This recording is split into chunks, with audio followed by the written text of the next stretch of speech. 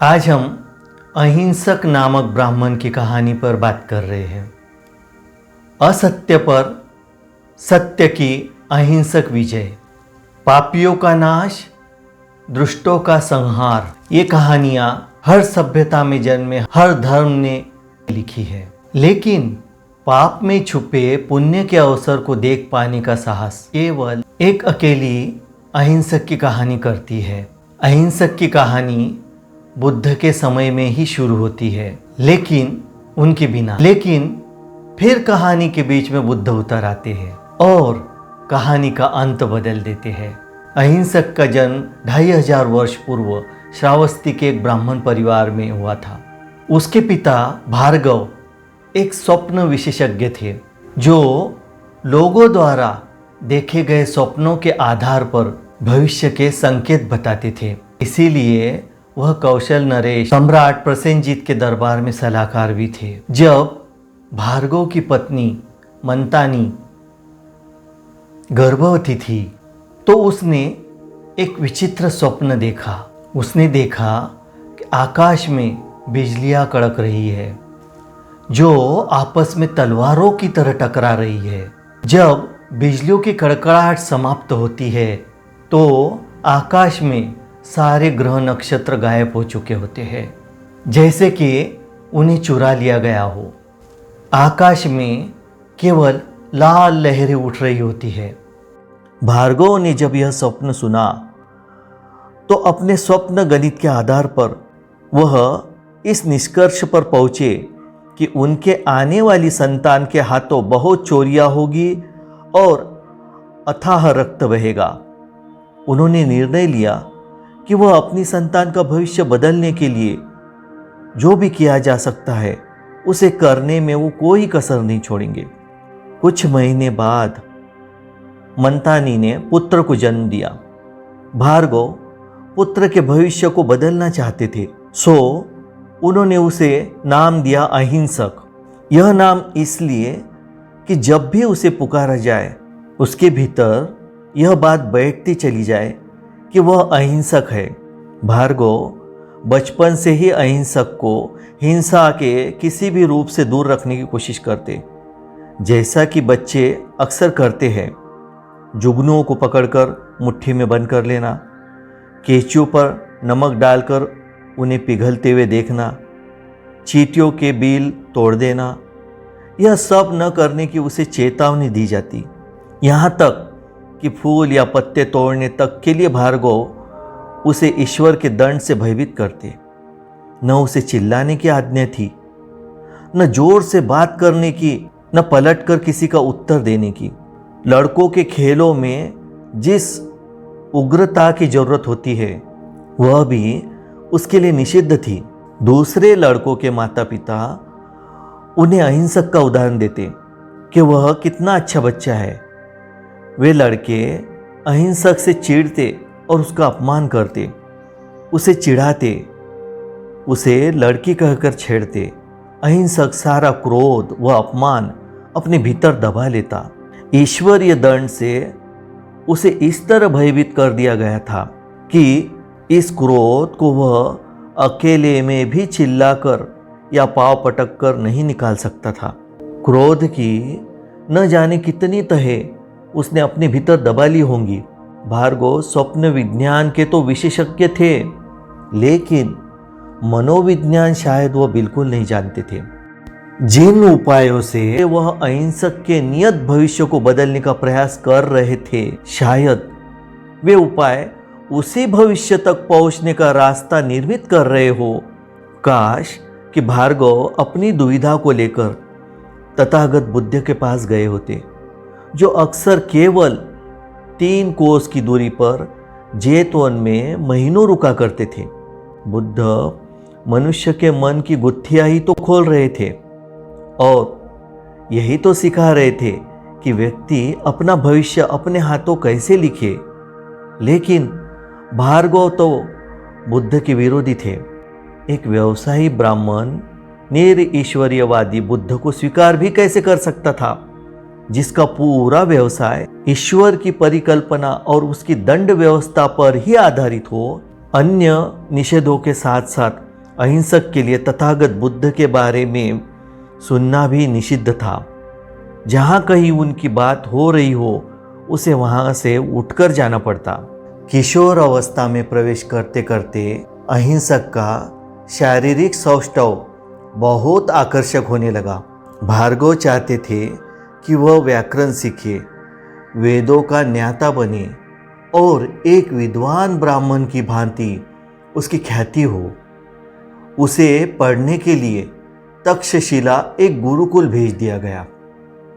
गुरुकुल में अहिंसक अन्य छात्रों की अपेक्षा पढ़ने लिखने में बहुत कुशाग्र साबित हुआ।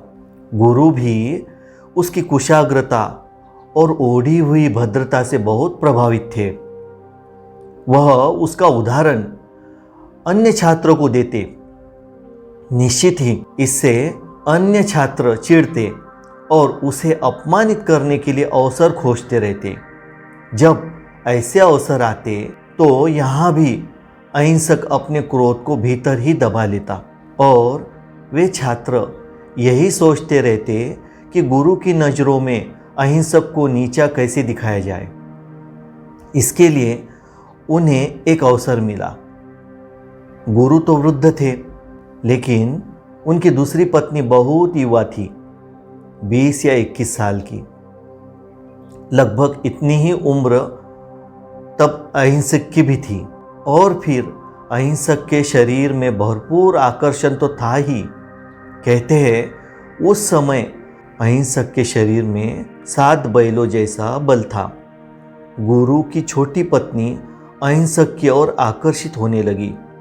यदा कदा वो आंखों की भावभंगिमाओं से अहिंसक को संकेत भी करती। अहिंसक के युवा शरीर में रसायन भी उद्वेलित होते और वह भी कनखियों से उसे देखता।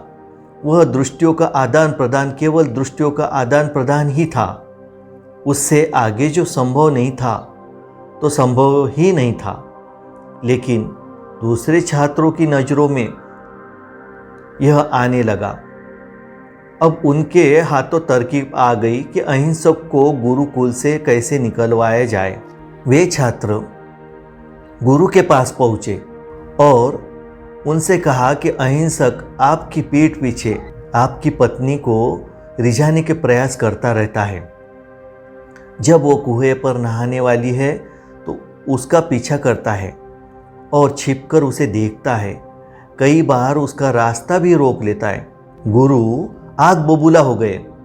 जब उन्होंने अपनी पत्नी से इस बारे में पूछा तो वह भयभीत हो गई और उसने भी सारा जिम्मा अहिंसक पर डाल दिया।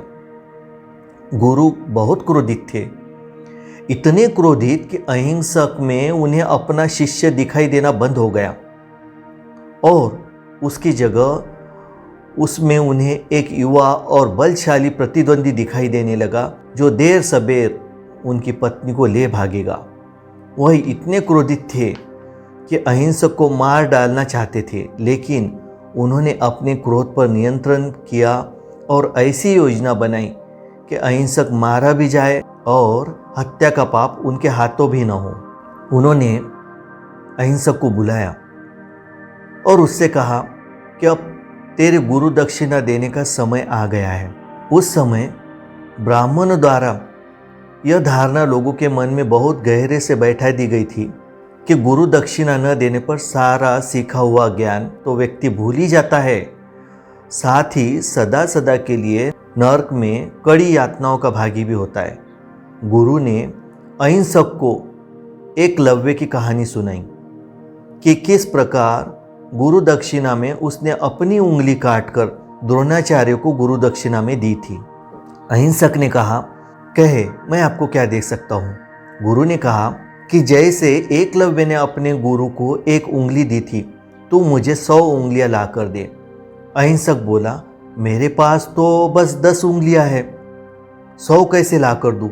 गुरु बोले कि 10 लोगों की उंगलियां काट और ला कर दे, और यदि ऐसा नहीं कर सका तो गुरु द्रोह का भागी बन। गुरु ने अहिंसक को एक फरसा भी थमा दिया। अहिंसक के पाँव के नीचे से जमीन खिसक गई। जिसने अपने पूरे जीवन में एक चींटी के ऊपर पाँव भी न रखा हो, वह 10 लोगों की उंगलियां कैसे काटेगा।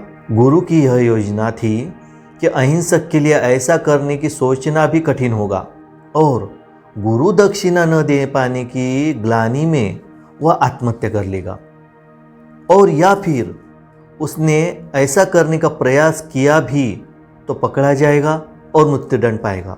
अहिंसक फरसा उठाए भारी पाँव से गुरुकुल के बाहर निकला। पीठ पीछे दूसरे छात्र उसका उपहास उड़ाते हंस रहे थे।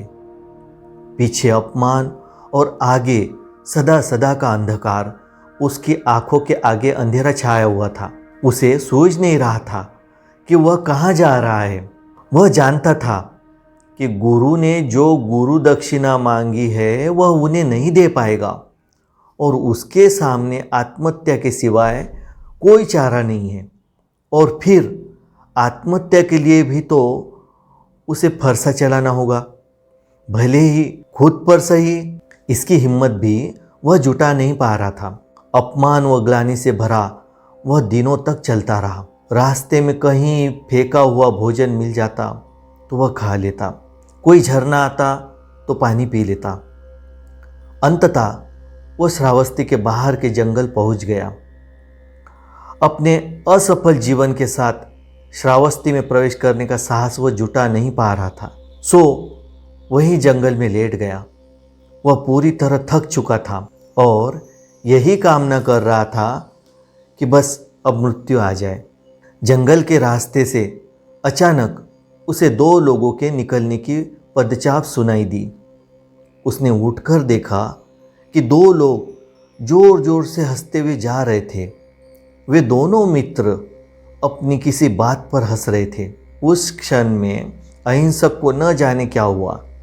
उसने अपने भीतर बचपन से जो कुछ भी दबा कर रखा था, जैसे उस सब का बांध टूट गया। इन 2 लोगों की हंसी में उसे अपने ऊपर हंसते हुए सब लड़के दिखाई दिए। उसे पता ही नहीं चला कि कब वह उठा और कब उन दोनों राहगीरों के सामने जाकर खड़ा हुआ और कब फरसे से उनकी छातियाँ चीर डाली। जैसे ही अहिंसक के हाथों का फरसा चला और खून के फव्वारे छूटे, उसके भीतर से भी कोई फव्वारे टूट पड़े। वह फरसा चलाता चला गया और हर बार जब फरसा चलाता, उसकी दबी हुई हिंसा, उसके दबाए हुए क्रोध और अपमान बाहर निकल आते। उसे लग रहा था जैसे छाती पर पड़े हुए न जाने कितने बंधन खुल रहे हो। कुछ ही क्षणों में उसने खुद को पूरी तरह बदला हुआ पाया। उसने उन दोनों राहगीरों की उंगलियां काटी और एक सूखी लता से गूंथकर अपने गले में पहन ली। वह जोर जोर से चीखा, चिल्लाया, फरसे से पेड़ों की टहनियां काटता रहा। भार्गव यदि उस समय वहां होते तो देख पाते कि दमन की अति किस तरह ज्वालामुखी बनकर फूट सकती है। जो प्राकृतिक भावावेग छोटे छोटे सहज रास्तों से बह सकते हैं, उन्हें यदि दबाते चले जाए तो कैसे विनाशात्मक हो सकते हैं। अहिंसक उस दिन से हत्यारा, डाकू, अंगुली माल बन गया। उस दिन से जंगल की राह से कोई भी गुजरता, वह उसकी हत्या करके उसका खाने पीने का सामान लूट लेता और उसकी उंगलियां काट कर अपनी गले की माला में गूंथ लेता। यह माला उसके लिए विजय पताका के समान थी। राहगीरों की संपत्ति में उसे कोई रुचि न थी। खाने पीने की चीज़ों को छोड़कर बाकी चीज़ें वह वहीं फेंक देता। अंगुली माल के गले में 100 उंगलियों की माला तो कब की पूरी हो चुकी थी, लेकिन अब वह गुरु दक्षिणा के बारे में सब भूल चुका था। वह तो अब हत्या करने में मजा ले रहा था। उसने अब प्रण लिया कि वह माला में 1000 उंगलियां पूरी करेगा और अब तो वह जिस व्यक्ति को मारता उसकी केवल 1 उंगली माला में पिरोता, ताकि 1000 उंगलियां पूरी करने में उसे अधिक से अधिक लोगों को मारना पड़े। शायद उसे पता नहीं था कि 1000 उंगलियां पूरी हो जाती तो वह 10,000 का प्रण लेता। अब उसके भय से लोगों ने उस जंगल से गुजरना बंद कर दिया। अंगुली माल को भूख भी लगती और उस पर हत्या की सनक भी सवार होती। उसने धीरे धीरे रात को जंगल से सटे गांव में घुसना शुरू कर दिया। वहाँ वह भोजन भी लूटता और लोगों को मारता भी। जल्दी ही लोग वे गांव छोड़ छोड़ कर जाने लगे। गांव खाली होने लगे। अंततः गांव के लोग इकट्ठे होकर सम्राट प्रसेनजीत के पास पहुँचे और उन्हें अपनी व्यथा सुनाई। प्रसेनजीत ने उनकी मदद का आश्वासन देते हुए घोषणा की कि वह अपने सेना के साथ जंगल में जाकर अंगुलीमाल को पकड़ेंगे और चौराहे पर उसे ऐसा मृत्युदंड दिया जाएगा जिससे लोग सदा सदा याद रखेंगे। अंगुलीमाल की माँ मंतानी को जब यह खबर पता चली तो वह जंगल की ओर निकल पड़ी कि वह उसे आत्मसमर्पण के लिए मनाएगी ताकि उसकी मृत्यु दुर्दांत तक न हो। खबर जेतवन भी पहुंची। बुद्ध उन दिनों वहीं रुके थे। बुद्ध के कानों तक भी खबर पहुंची तो उन्होंने पूरी बात जाननी चाहिए। कुछ श्रावक जो श्रावस्ती से आते थे, बुद्ध ने उन्हें बुलाया और उनसे सारी कहानी पूछी। श्रावकों ने उन्हें जो बताया वह तो उन्होंने सुना ही, जो बताने में छूट गया वह भी वह समझे। सब आश्चर्यचकित हुए जब बुद्ध ने कहा कि वह जंगल में अंगुलीमाल से मिलने अकेले जाएंगे। सबने कहा जंगल में उसकी माँ गई है, वह उसको भी नहीं छोड़ेगा और यदि आप जाएंगे तो वह आपको भी नहीं छोड़ेगा। उसके पास आपके बुद्धत्व को देख पाने की दृष्टि ही नहीं है। बुद्ध ने कहा पहली बात तो यह है कि मैं हूँ ही नहीं, इसलिए मुझे मारा तो जा ही नहीं सकता। दूसरी बात, यदि उसके पास दृष्टि नहीं है तो दृष्टि देना ही तो मेरा काम है। जब मैं तुमको दृष्टि देता हूँ और तुम्हारी योग्यता नहीं पूछता तो उसकी योग्यता क्यों पूछूं? बुद्ध ने कहा अंगुलीमाल में मैं बुद्धत्व की बड़ी तीव्र संभावना देखता हूँ। जो तब इतनी तीव्रता से अचानक बदला, उसे आज फिर से बदलते कितनी देर लगेगी? श्रावकों ने पूछा कि आप क्यों नहीं चाहते कि सम्राट उसे खुद पकड़े और उसके लिए जैसा मृत्युदंड उन्होंने निर्धारित किया है वह उसे मिले, जिसने इतने लोगों को इतनी नृशंसता से मारा है?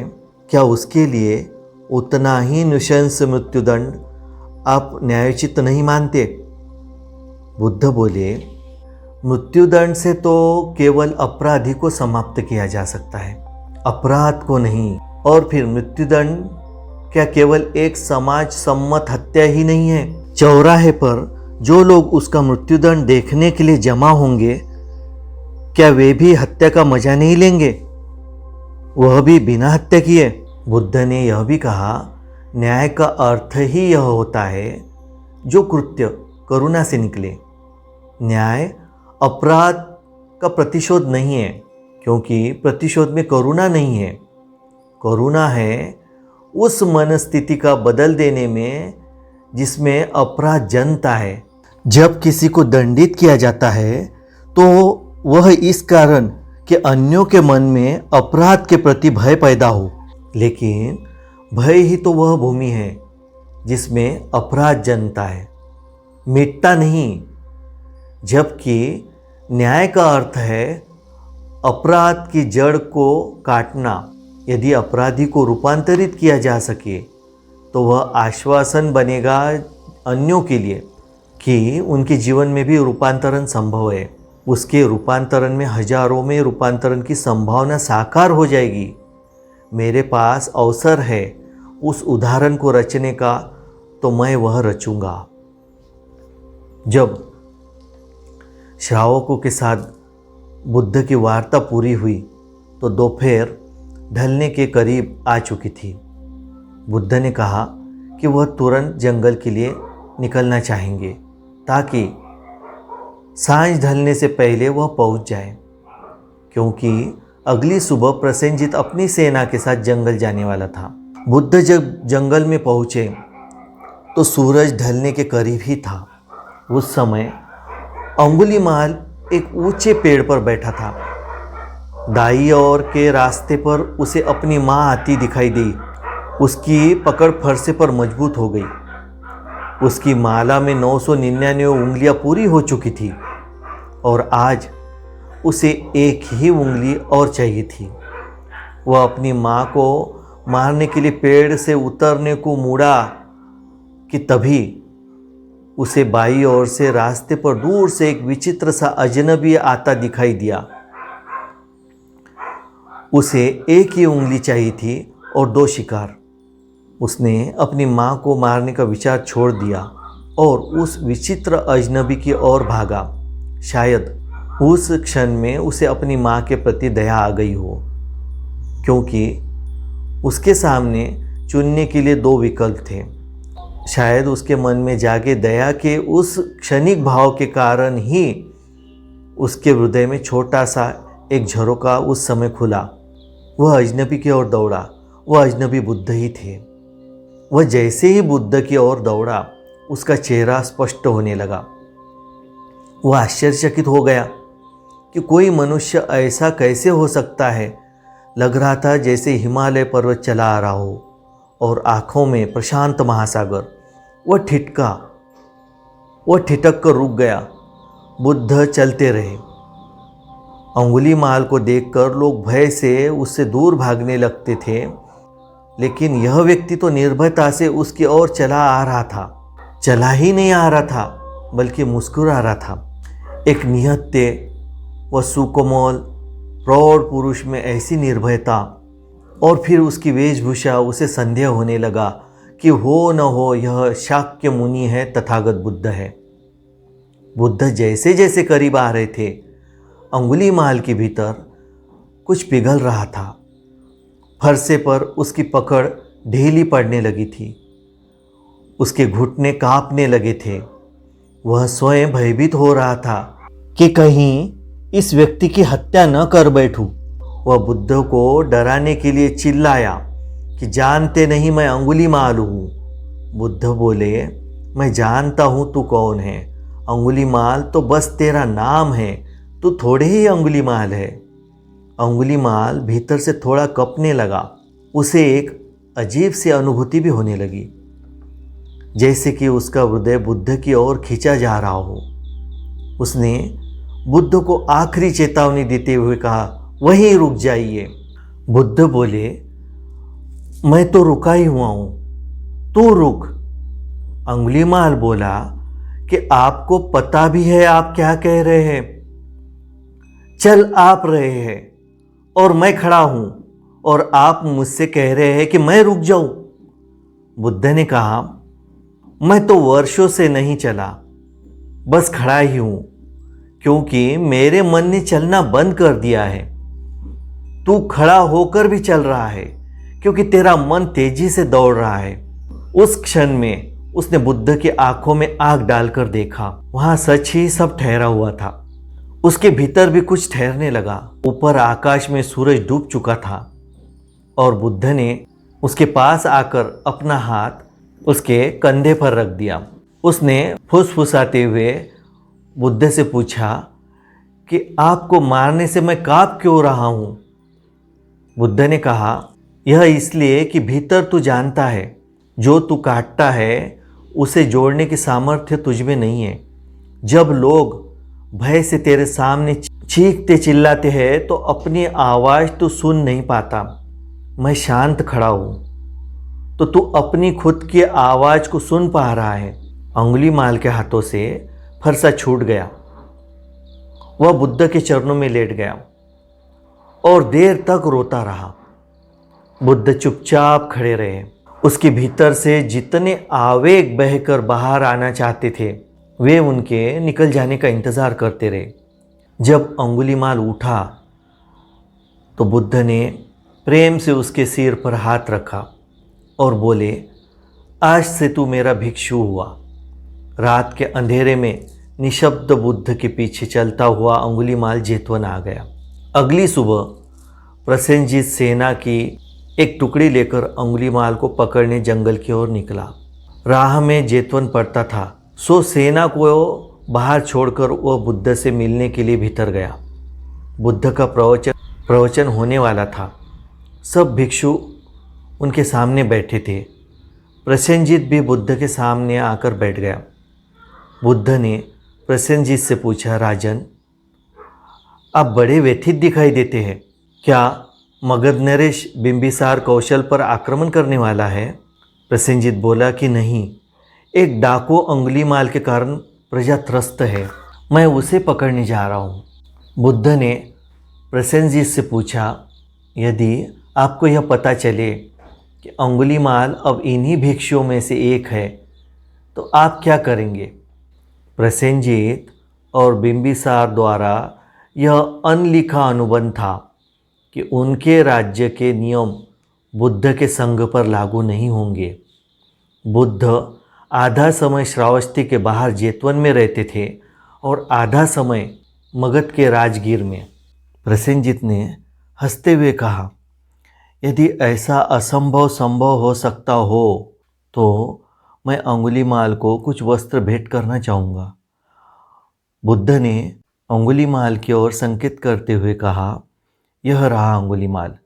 एक क्षण को तो प्रसेनजीत का हाथ अपनी तलवार पर चला गया, लेकिन जब उसने अंगुलीमाल के चेहरे की ओर देखा तो वहाँ उसे बुद्ध की छाप दिखाई दी। उसने चुपचाप बुद्ध के चरण छुए और सेना को लेकर वापस महल की ओर लौट गया।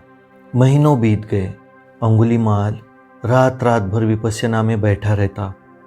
शुरू में तो उसके विचार चलते, अपने कृत्यों की स्मृतियाँ मन में उभरती, ग्लानि और पश्चाताप के भाव उठते। लेकिन बुद्ध ने उसे कहा था कि हर स्मृति को तू ऐसे देखना जैसे किसी और के साथ घटते देख रहा है। तू तटस्थ रहना। वह ऐसा ही करता।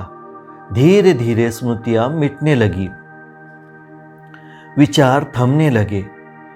फिर घंटों बीत जाते कि वह मन मौन पड़ा रहता। अब अपने अनुभव को अंगुलीमाल ने सूत्रों में लिखना शुरू किया। ये सूत्र अंगुलीमालीय सूत्र कहलाए। ये सूत्र बताते हैं कि व्यक्ति जब तथागत के गर्भ में प्रवेश करता है तो किन अनुभवों से गुजरता है। ये किसी संबुद्ध के सूत्र नहीं है, एक ऐसे साधक के सूत्र है जिसका एक पाँव इस पार है और एक पाँव उस पार। ये सूत्र उपदेश जैसे नहीं, एक मित्र द्वारा बताए अपने अनुभव जैसे है, जो इस पार किसी की भी उंगली पकड़कर उसे आश्वस्त कर सकते हैं। पहला सूत्र है, दस्यु हुआ करता था मैं। अंगुलीमाल के नाम से प्रसिद्ध एक बाढ़ आई और मैं बुद्ध की शरण में आ पहुंचा। बाढ़ आई सो फिर उतरी नहीं, मुझे बहा ले गई। 3 ज्ञान प्राप्त हुए, बुद्ध की आज्ञा पूरी हुई। एक दिन बुद्ध ने अंगुलीमाल से कहा, अब तू उपदेश के लिए जाने को तैयार है। भिक्षा के लिए तो भिक्षु समूह में निकलते थे, लेकिन उपदेश के लिए गांव में अकेले जाना होता था। बुद्ध ने अंगुलीमाल से पूछा कि जब तू गांव में उपदेश के लिए जाएगा तो यदि वे तेरा अपमान करे तब तू क्या करेगा? अंगुलीमाल ने कहा कि वैसे ही तटस्थ खड़ा रहूँगा जैसे किसी और का अपमान होता है। बुद्ध ने पूछा कि यदि वे तुझे पत्थर मारेंगे तो तू क्या करेगा? अंगुलीमाल बोला कि वे पत्थर तो शरीर को मारेंगे, मुझे कैसे मारेंगे? बुद्ध मुस्कुराते हुए बोले, अब तो तू जा। गांव में वही हुआ जो बुद्ध ने कहा था। अपमान भी हुआ और पत्थर भी पड़े। भीड़ में कई लोग थे जिनके प्रियजनों को अंगुलीमाल ने मारा था। अंगुलीमाल पर पत्थर पड़ रहे थे, लेकिन वह मौन खड़ा देखता रहा। वह बस बुद्धम शरणम गच्छामि, संघम शरणम गच्छामि, धम्मम शरणम गच्छामि कहता रहा। फिर वह वही रास्तों पर गिर पड़ा।